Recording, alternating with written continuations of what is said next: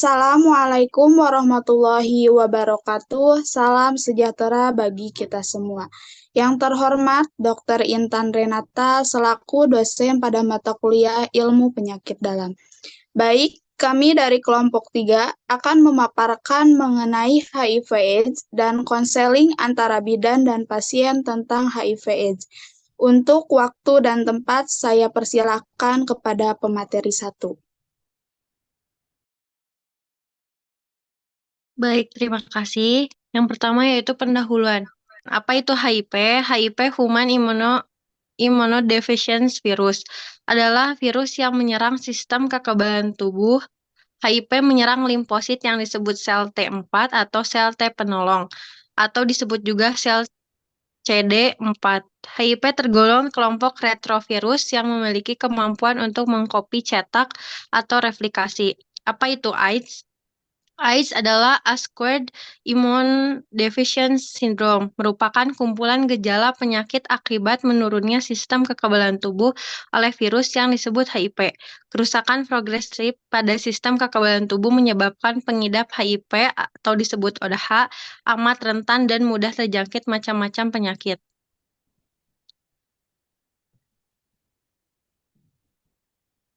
Pengertian. HIV adalah virus yang menyerang sistem kekebalan tubuh yang dapat melemahkan kemampuan tubuh melawan infeksi dan penyakit. Sedangkan AIDS adalah kondisi di mana HIV sudah pada tahap infeksi akhir. Ketika seorang sudah mengalami AIDS, tubuh tidak lagi memiliki kemampuan untuk melawan infeksi yang ditimbulkan. Pertama adalah berhubungan seks tanpa menggunakan kondom atau pengaman. Virus HIV akan sangat mudah menular ketika seseorang dengan latar belakang terkena virus HIV melakukan hubungan suami istri dengan pasangannya tanpa menggunakan alat pengaman berupa kondom. Cara penularan. Yang kedua, ibu hamil positif HIV kepada bayinya selama masa kehamilan, persalinan. Ibu hamil yang positif HIV sebaiknya tidak memberikan asupan ASI kepada anaknya, bahkan sejak di dalam kandungan anak tersebut memiliki potensi besar tertular virus yang diderita oleh ibunya. Yang ketiga yaitu ASI, air susu ibu, kepada bayi jika dipikirkan kembali seorang ibu mengidap penyakit HIV/AIDS yang sedang mengandung anaknya, anak bisa tertular virus yang sangat mengerikan ini. Apalagi jika ibunya memberikan ASI kepada anaknya. Untuk melindungi bayi dari infeksi AIDS, maka ibu hamil tidak boleh memberikan ASI susu kepada bayi yang telah dilahirkannya. Cara penularan lainnya yaitu kontak seksual, heteroseksual, homoseksual, biseksual. Yang kedua yaitu kontak darah, transfusi darah, penggunaan jarum suntik yang berulang. Lain-lainnya akupuntur, tindik, dan tato. Ibu ke anak yaitu proses persalinan dan pemberian ASI. Cara pencegahan. Untuk melindungi bayi dari infeksi AIDS, maka ibu hamil tidak boleh memberikan air susu ibu kepada bayi yang telah dilahirkan. Konsumsi beberapa jenis obat pencegah HIV melindungi janin dari infeksi HIV dan AIDS. Cara menghindari virus HIV salah satunya jika Anda memiliki luka, maka pastikan untuk selalu menutup luka dengan perban atau bahan lain yang aman untuk melindungi dari infeksi HIV. Dengan melakukan hubungan seks secara aman, yaitu hubungan seks setelah menikah dan tidak pernah berbagi jarum suntik atau peralatan menyuntik atau apapun yang dapat menyebabkan berpindahnya virus HIV. Dengan menghindari narkoba, bahaya narkoba memang sudah menjadi rahasia umum, sangat mematikan. Narkoba yang dikonsumsi dengan cara suntikan menjadi salah satu penyebab AIDS yang sangat besar. Cara pengobatan. Penderita yang telah terdiagnosis HIV harus segera mendapatkan pengobatan berupa antiretroviral atau ARV yang bekerja untuk mencegah virus HIV menggandakan diri dan menghancurkan sel CD4. Pengobatan ini dapat digunakan untuk ibu hamil agar mencegah penularan HIV ke janin.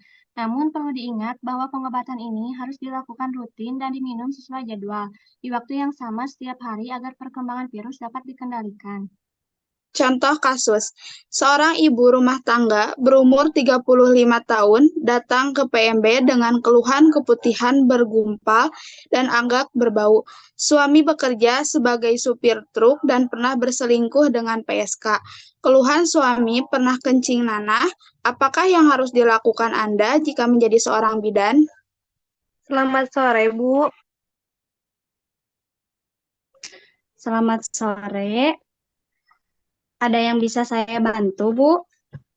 Iya, Bu, saya mau konseling. Baik, boleh saya tahu Ibu atas nama siapa dan asalnya dari mana? Saya Rani, Bu. Asal saya dari Sukabumi. Usia Ibu berapa? Usia saya 35 tahun. Baik. Pekerjaan Ibu sebagai apa? Saya seorang ibu rumah tangga, Bu. Lalu, apa yang Ibu rasakan sekarang? Apa yang akan Ibu keluhkan? Jadi begini, Bu.